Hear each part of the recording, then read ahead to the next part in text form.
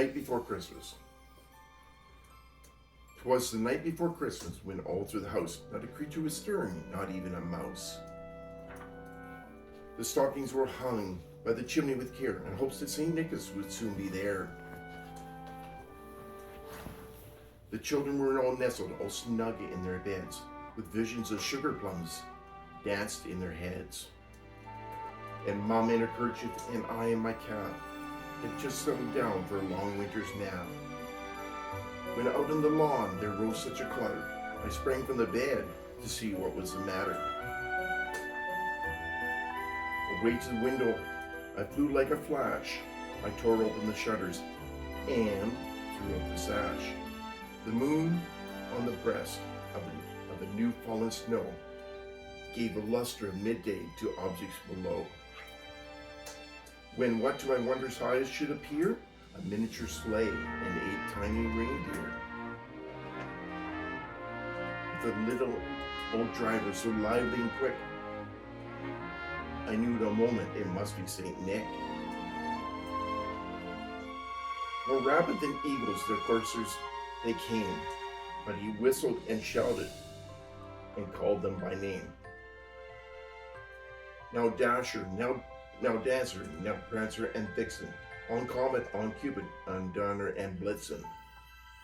So up the housetop the coursers they flew, and the sled full of toys, and St. Nicholas too.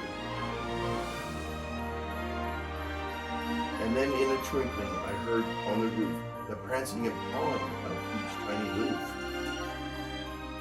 I drew in my head and turned around, and down the chimney St. Nicholas came in a bound. He was dressed all in fur, from his head to his foot, and his clothes all tarnished in ashes and soot.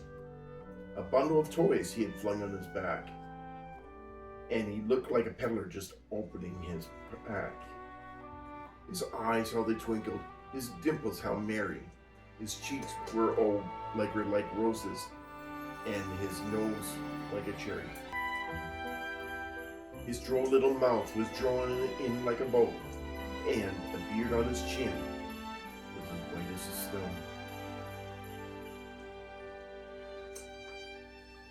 A stump of pipe he held tight in his teeth, and the smoke encircled his head like a wreath. He had a broad face, a little round belly, and shook when he laughed like a bowl full of jelly. He was chubby and plump, a right jolly old elf, and I laughed when I saw him in spite of myself. A wink of his eye and a twist of his head soon gave me to know I had nothing to dread. He spoke not a word, but went straight to his work, and filled all the stockings, and he turned with a jerk. He laid his finger to the side of his nose, and gave a nod of the chimney and rose. He sprung to his sleigh, to his team he gave a whistle, and away they all flew like the down on a thistle.